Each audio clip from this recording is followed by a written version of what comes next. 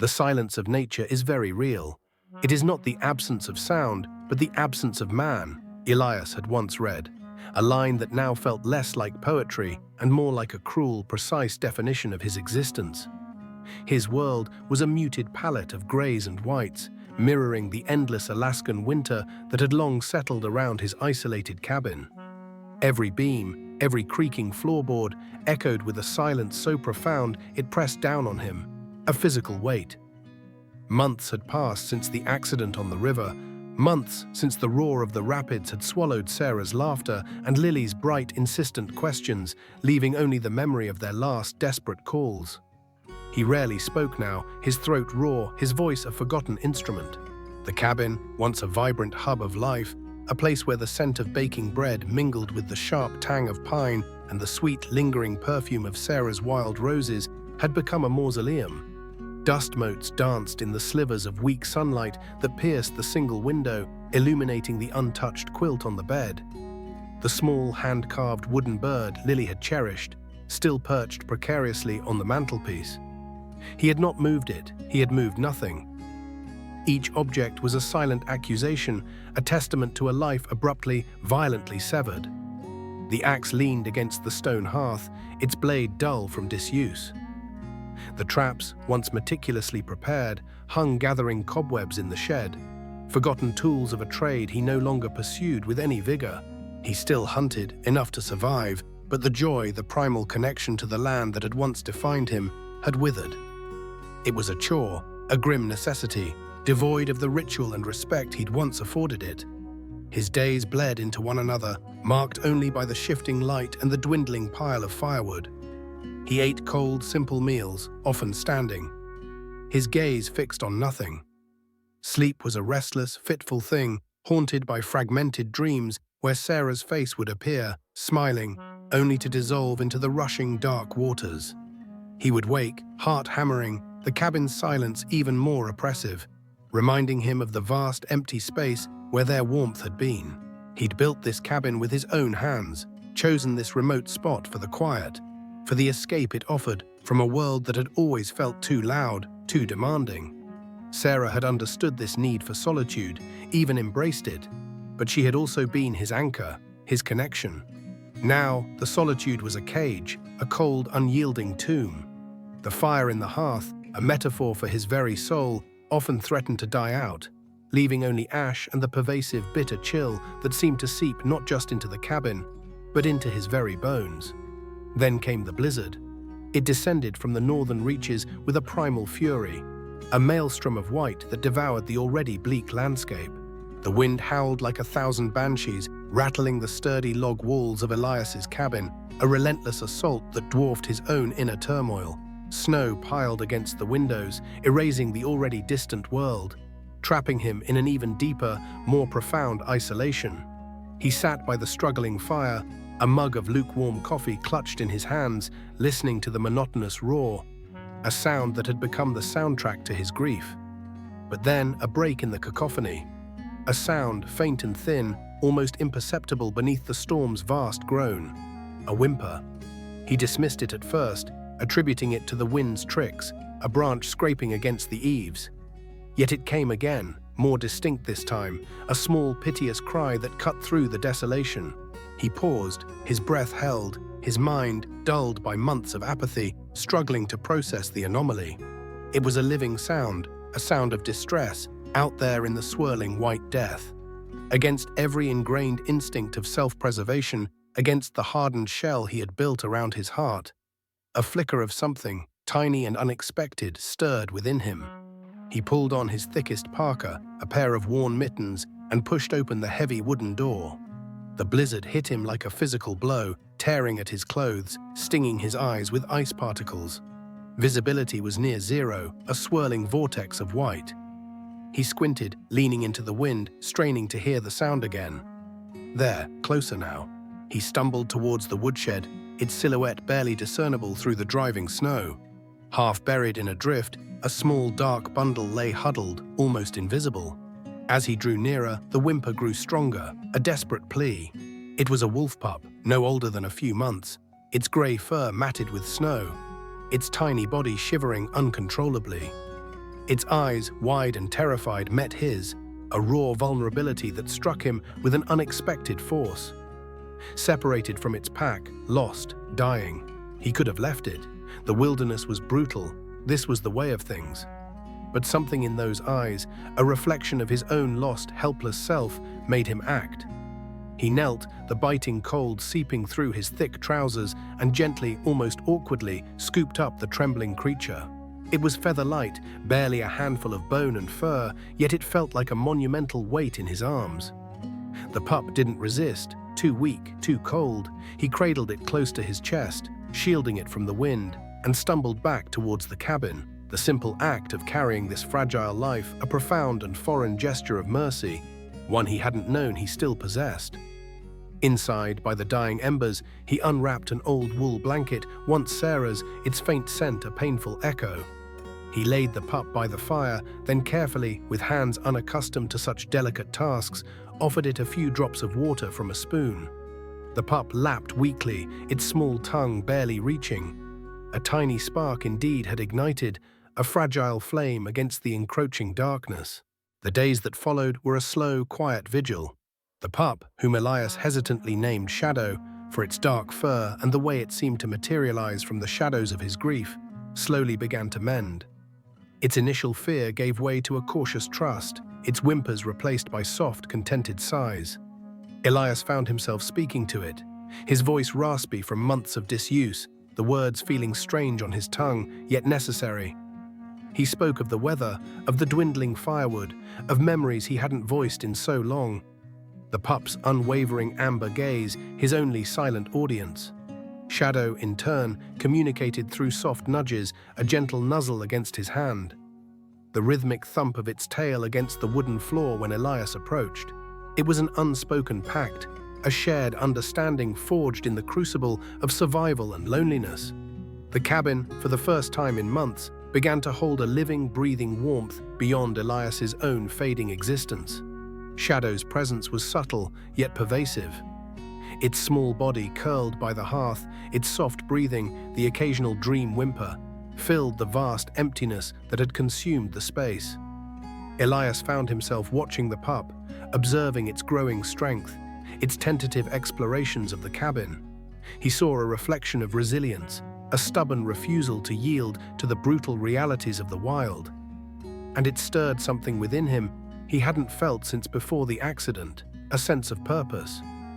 He began to leave scraps of food outside the cabin door, a silent invitation, not just for Shadow, who now ventured out cautiously, but for other lost souls of the wild, those driven to desperation by the unrelenting winter. A piece of dried meat for a starving fox, a few kernels of corn for a raven. He wasn't sure why he did it, only that the impulse felt right, a quiet extension of the mercy he had shown Shadow. It was a subtle shift, a small opening in the formidable walls he had built around himself. He was no longer just surviving. He was, in some small, hesitant way, nurturing. He watched from the window as a snowshoe hare, thin and wary, darted forward to snatch a carrot peel, its quick movements a fleeting glimpse of life in the stark, frozen landscape. This small act of giving, this silent acknowledgement of other creatures' struggles, was a stark contrast to the self-imposed isolation that had nearly claimed him. He had sought the wilderness to escape, to be alone, but now the wilderness was slowly, subtly, bringing life back to him. He had once believed that to truly find peace, one must shed all attachments, becoming as unburdened and solitary as the ancient pines that guarded his cabin. Yet it was precisely in the embrace of these unexpected, wild attachments that he began to find not merely peace, but the very essence of a home he thought forever lost. The snowshoe hare, a fleeting shadow against the white, vanished as quickly as it had appeared, leaving behind only tiny tracks in the fresh powder. Elias watched it go, a strange, almost forgotten sensation stirring within him.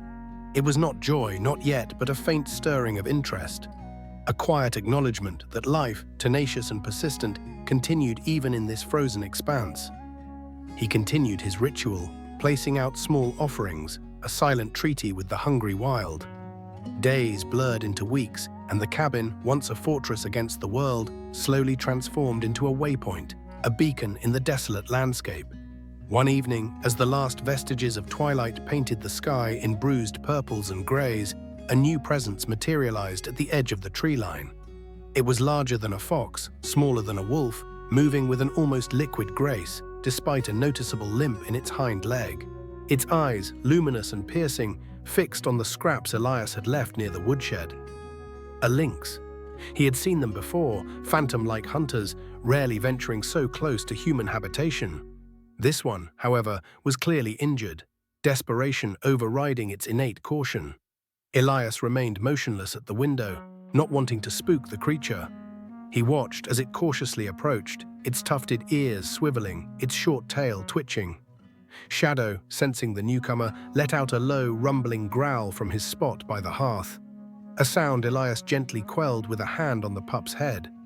The lynx, whom Elias would eventually call Whisper, circled the offering, sniffing the air, its movements a blend of hunger and profound wariness. It snatched a piece of dried venison and retreated into the shadows, a silent, fleeting victory. This dance of cautious trust continued for several nights. Elias would leave food, Whisper would take it. He noticed the limp wasn't improving, and one bitter morning he found the lynx huddled beneath the shelter of an overturned canoe near the shed, shivering, its wound clearly festering. The sight stirred a deeper, more urgent compassion in Elias. This wasn't just about leaving scraps. It was about intervention, a step he hadn't considered since the wolf pup. With a patience he hadn't known he possessed, Elias began the arduous task of gaining Whisper's trust. He spoke in low, soothing tones, leaving food closer and closer to the cabin, never making sudden movements. It took days, long, silent hours of simply existing in proximity, before Whisper allowed him to approach within a few feet. The lynx's eyes, a startling green gold, held a raw intelligence, a mix of fear and an almost human-like assessment. Elias, drawing on forgotten knowledge from his trapping days, prepared a poultice of local herbs, a skill Sarah had often teased him about, calling him her wilderness apothecary. The first attempt to apply it was met with a furious hiss and a flash of claws. But Elias persevered, his movements slow, deliberate, his voice a constant calming murmur. He eventually managed to clean the wound, a deep gash on the leg, and apply the herbal dressing. Whisper flinched, but did not bolt, a testament to its pain and its growing reluctant acceptance. Over the next few weeks, Elias nursed the proud feline back to health, changing dressings, ensuring it had enough food. The cabin, with Shadow's playful nips, and now Whisper's watchful, silent presence, was no longer merely a dwelling. It was a burgeoning sanctuary, a makeshift hospital for the wild. Shadow and Whisper, two predators who would typically be adversaries, found an uneasy truce under Elias's care. Shadow, now a gangly adolescent, would eye Whisper with a mix of curiosity and canine suspicion, often letting out a soft whine when the lynx ventured too close to Elias. Whisper, for her part, maintained a regal distance, her gaze often sweeping over the wolf with a cool disdain, yet she never truly challenged him. They were bound by their shared dependence on Elias, an odd, unconventional family unit forming around the quiet, grieving man. As the deep winter began to grudgingly recede, bringing the first subtle hints of longer days, other creatures, emboldened by the scent of food and the established peace around the cabin, began to appear. A family of martens, agile and quick, with dark, intelligent eyes and creamy bibs, became regular visitors. They were drawn by the scraps Elias left, but also perhaps by the general sense of safety. They darted and played among the snow-laden branches near the cabin, their acrobatic antics a stark contrast to the cabin's previous somber mood.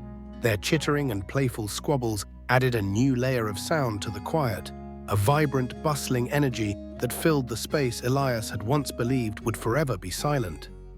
He would watch them for hours, a faint, almost imperceptible smile touching his lips. The cabin was no longer a tomb, but a thriving, if unconventional, home.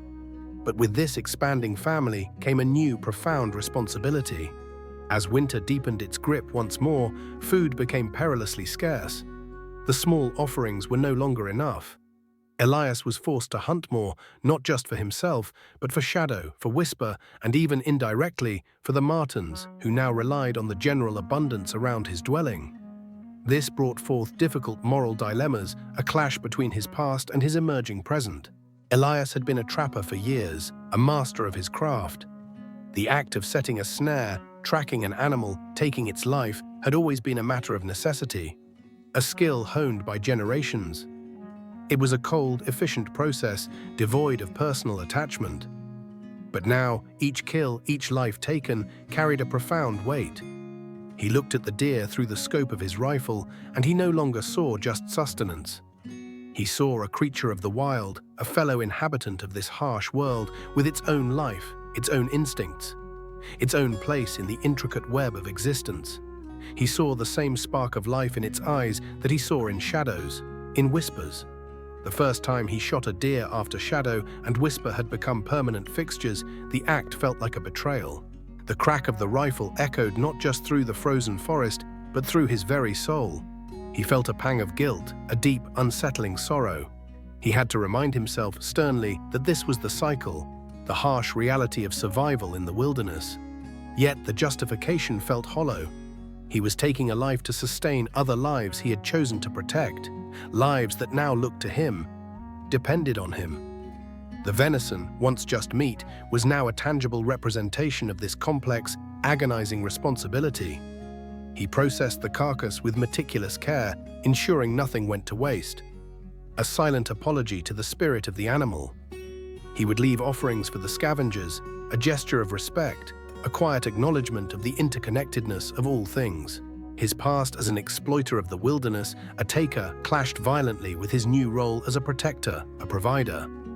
Each hunt became a deeply introspective journey, forcing him to confront the ethics of taking life when he felt such a deep, primal connection to the very wilderness he once exploited without question.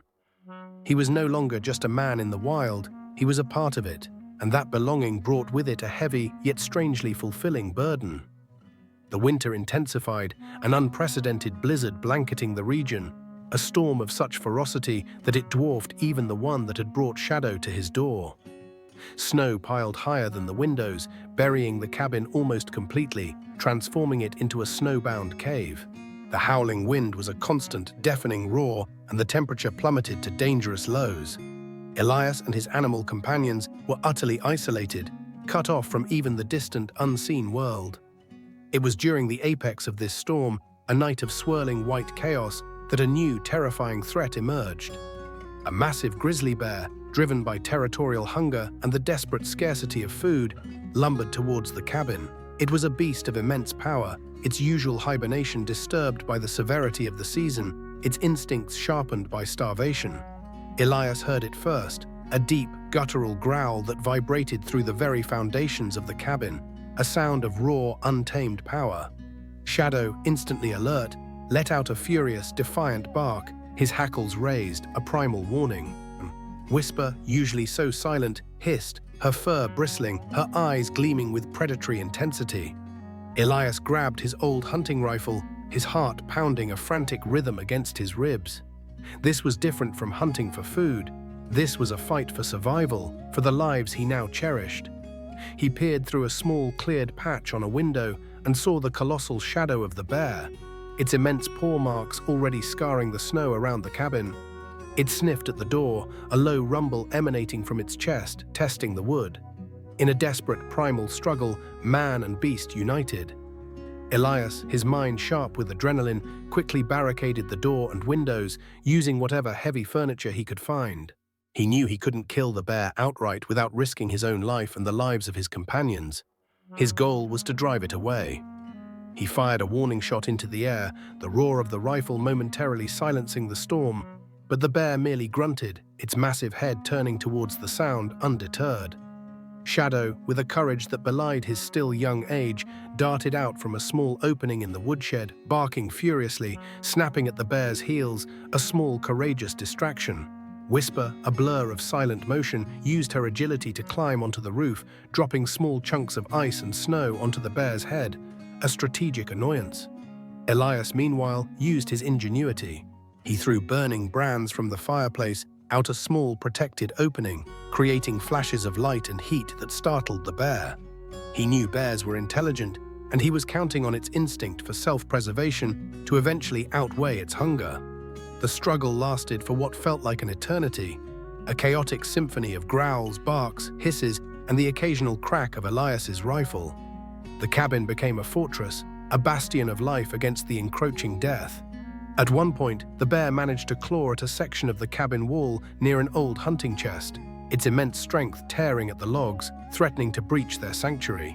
Elias fired another warning shot, dangerously close to the bear's head, and the combined harassment from Shadow's persistent nips and Whisper's unexpected attacks finally began to wear on the giant beast.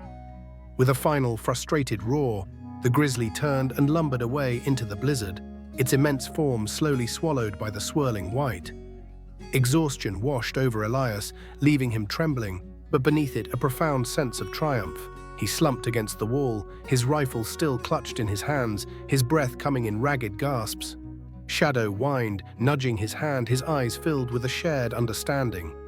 Whisper, from her perch on the mantelpiece, watched him, her gaze intense, a silent acknowledgement of their collective victory.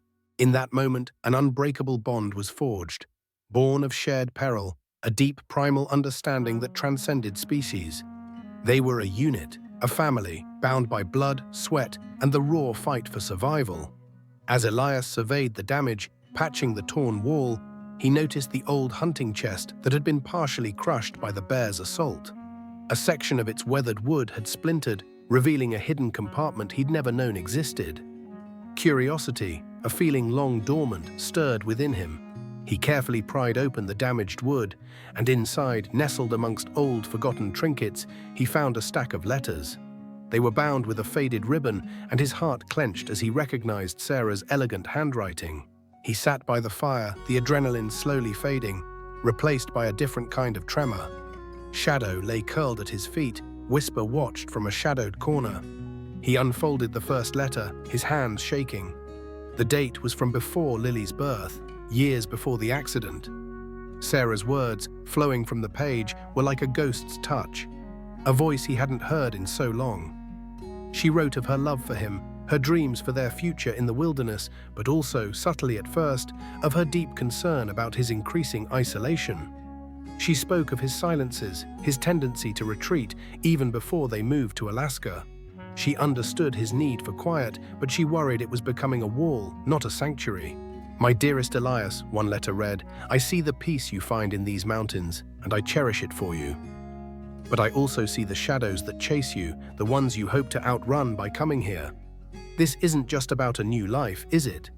It's a quiet, desperate attempt to escape a personal demon, a wound I know you carry, one you never speak of." The words struck him with the force of a physical blow, a past trauma. He had buried it so deep, so completely, that he had almost convinced himself it never existed. A childhood incident, a moment of profound helplessness and unacknowledged grief that had taught him early on that connection led to pain, and isolation was the only true safety. Sarah had seen it, understood it, even when he himself denied it.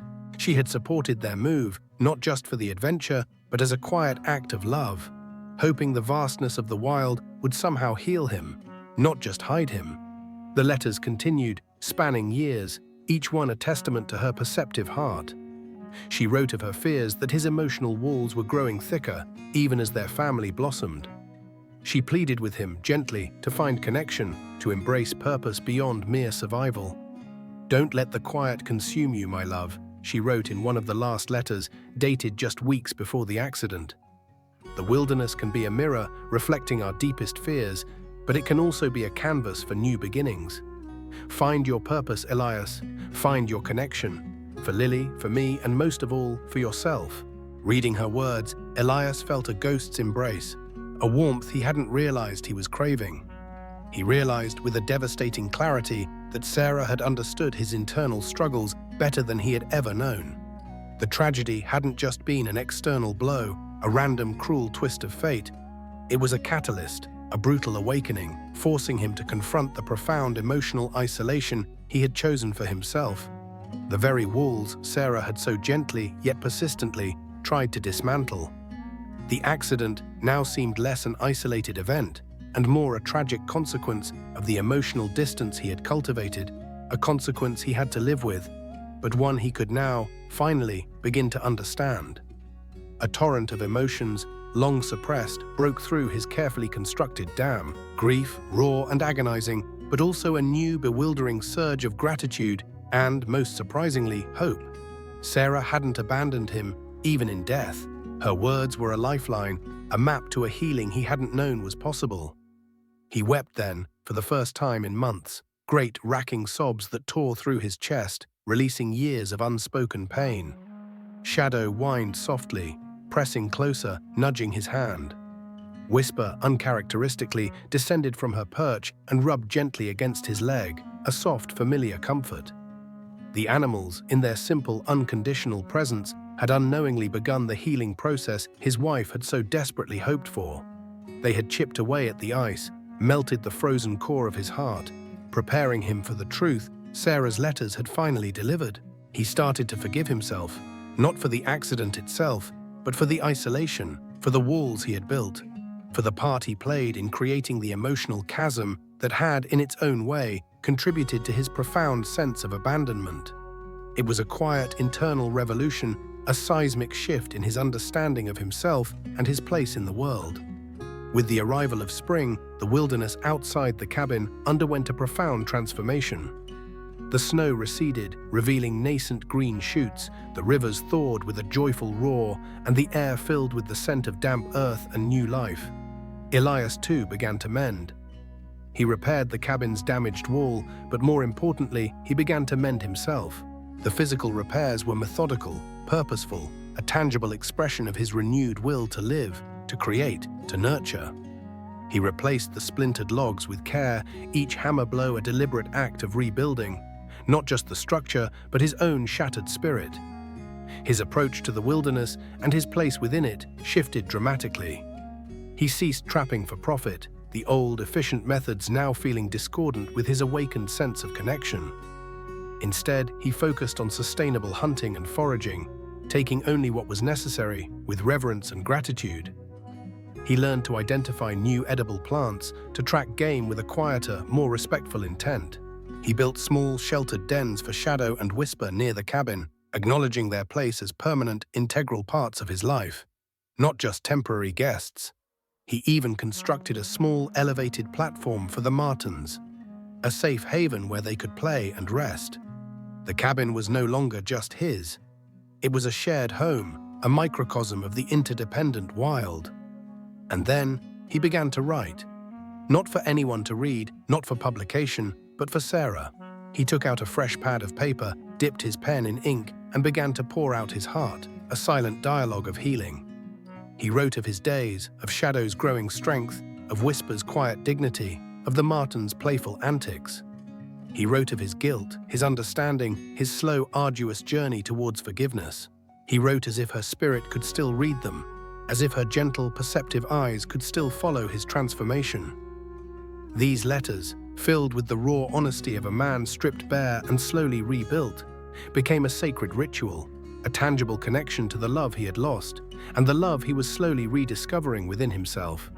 He left them, tied with a new bright red ribbon, in the same hidden compartment where he had found hers, a quiet, ongoing conversation across the veil of time. Months turned into seasons, and the cabin, once a symbol of his profound isolation, became a vibrant hub of life. The soft rustle of Whisper moving through the trees, the watchful, familiar presence of Shadow ever at his side, the comforting scent of wood smoke and pine.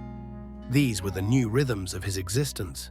He understood that true warmth wasn't merely about a crackling fire or the physical heat of a living body, but about connection, about purpose, and about the profound willingness to open one's heart, even after unimaginable loss. He had found forgiveness, not just for others, but for himself, a peace that was hard-won and deeply, intrinsically earned. News eventually reached him, carried by a lone, weathered prospector who had stumbled upon his cabin seeking shelter from an early autumn storm. The prospector spoke of a struggling settlement miles away, grappling with a harsh season, their supplies dwindling, their spirits flagging. The community, primarily made up of hardy but isolated homesteaders, was facing a winter that threatened to break them. The news stirred something in Elias, something beyond mere concern. It was a sense of responsibility, fostered by the deep bonds he had forged with his animal companions. He had learned to protect, to provide, to nurture life in the face of overwhelming odds? Could he not extend that same care to his own kind? The thought of leaving the cabin, of venturing back into the world of men, would have been unthinkable just a year ago. It would have felt like a betrayal of his solitude, a surrender to the very noise he had fled. But now, after the lessons learned from Shadow, Whisper, and Sarah's letters, the prospect felt less like a retreat and more like an expansion.